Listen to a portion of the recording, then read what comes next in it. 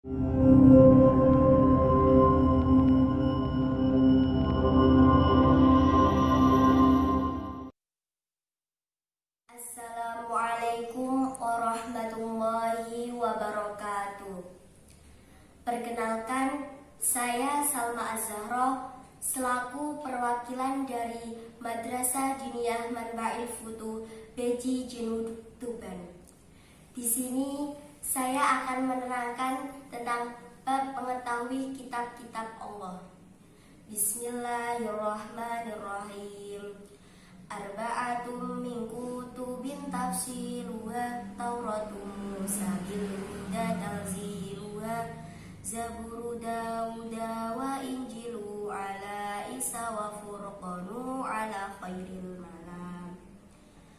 Arba'atun utawi papat min kutubin saking piro-piro kitab tafsiluha iku utawi perinciane arba'ah Tauratum Musa iku Taurate Nabi Musa bil huda iku tetep kelawan pituduh tanziluha utawi temurune Taurat Zaburu Dauda lan Zabure Nabi Daud wa Injilu lan Injil ala Isa hale den turunake ing ngatasé Nabi Isa wa Furqanun lan Al-Qur'an ala khairil mala hale den turunake ing ngatasé bagus-baguse makhluk.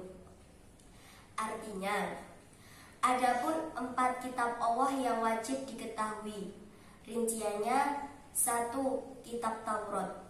Kitab Taurat diturunkan kepada Nabi Musa alaihissalam dengan membawa petunjuk.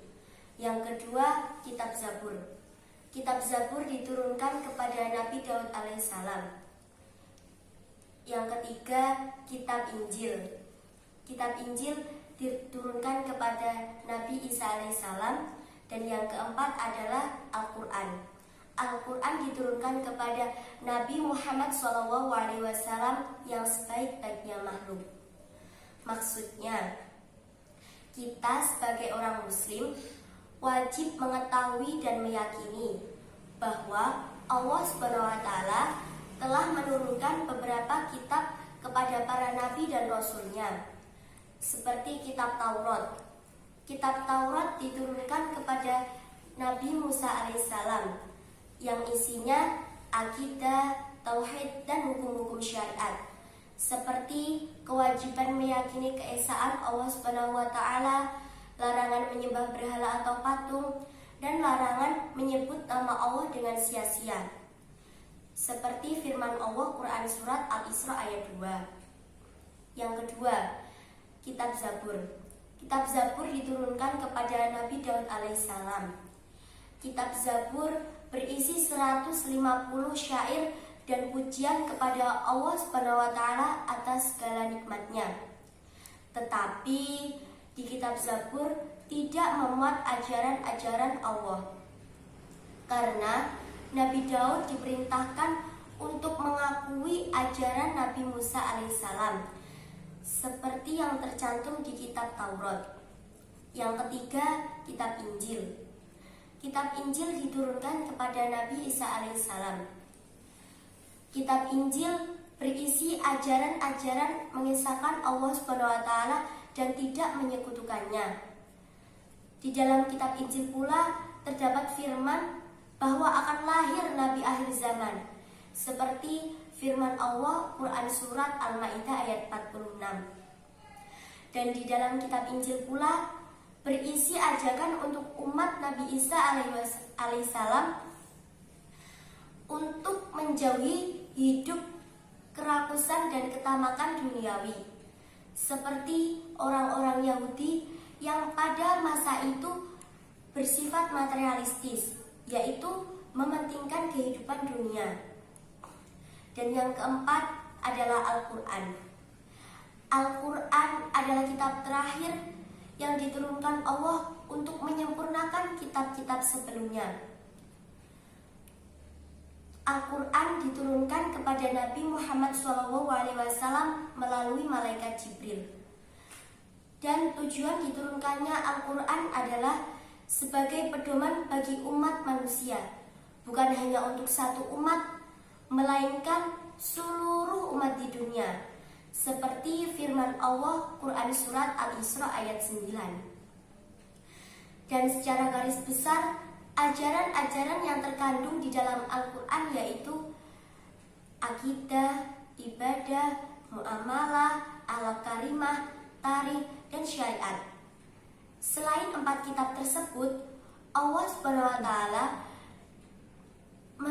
memerintahkan kita untuk meyakini atau mengimani secara ijmal atau secara global. Wa suhuful khalili wal kalimi fiha kalamul hakamil alimi. Wa suhuful khalili lan pira-pira lempirane Nabi Ibrahim, wal kalimi lan Nabi Musa, fiha iku tetep ing dalam suhuf kalamul hakami utawi dawe zat kang ngukumi, al alimi kang mudaneni. Artinya, Allah SWT juga menurunkan beberapa lembaran-lembaran kepada Nabi Ibrahim dan kepada Nabi Musa, yang di dalam lembaran-lembaran tersebut terdapat firman Allah SWT yang maha bijaksana lagi maha mengetahui. Maksudnya, selain 4 kitab tersebut, Allah juga menurunkan wahyu berupa suhuf. Suhuf yaitu wahyu Allah SWT yang berupa lembaran-lembaran terpisah. Kitab dan suhuf memiliki persamaan dan perbedaan. Persamaannya adalah sama-sama wahyu Allah SWT. Sedangkan perbedaannya, kitab berbentuk buku, sedangkan suhuf berbentuk lembaran-lembaran terpisah. Tetapi isi kitab lebih lengkap daripada suhuf. Dan Allah memerintahkan kepada kita untuk meyakini suhuf tersebut, karena di dalam suhuf tersebut terdapat firman Allah SWT yang maha bijaksana lagi maha mengetahui. Wa kullu ma ata bi rasulu fahaqqu tasdiqu wal qabulu. Wa kullu ma utawi saben-saben barang ata kang teka bihi kelawan ma ar-rasulu sapa rasul fahaqqu mongko iku utawi hakim ma at-tasdiqu iku den benerake wal qabulu lan den trima. Artinya, segala sesuatu yang dibawa oleh Rasulullah SAW itu wajib dibenarkan dan diterima. Maksudnya, tiap-tiap mukallaf wajib menerima dengan rasa tunduk, hormat dan taat oleh apa saja yang disabdakan Nabi Muhammad SAW, dan tidak untuk menentangnya, tetapi harus tunduk dan hormat oleh apa saja yang disabdakan Nabi.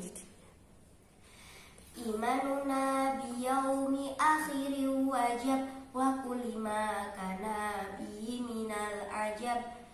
Imanuna utawi iman sapa kita biyaumi akhirin kelawan dina akhir, wajaba iku wajib apa imanuna wa kulli ma lan saben-saben barang kana kang tinemu apa ma bihi kelawan dina akhir minal ajabi bayane saking kegawaan.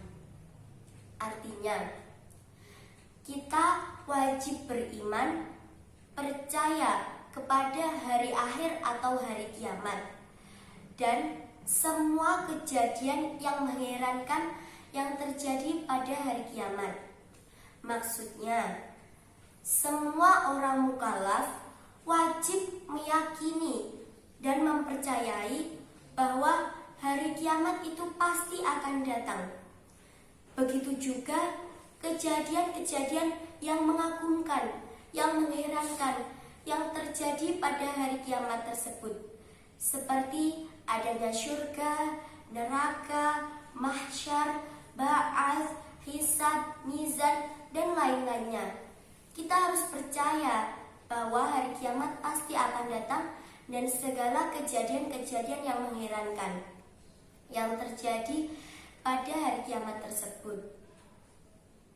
Dan kita tidak boleh menentang adanya hari kiamat. Justru kita wajib mengimani dan meyakini bahwa hari kiamat itu pasti akan datang. Sekian dari saya. Wal afu minkum. Assalamualaikum warahmatullahi wabarakatuh.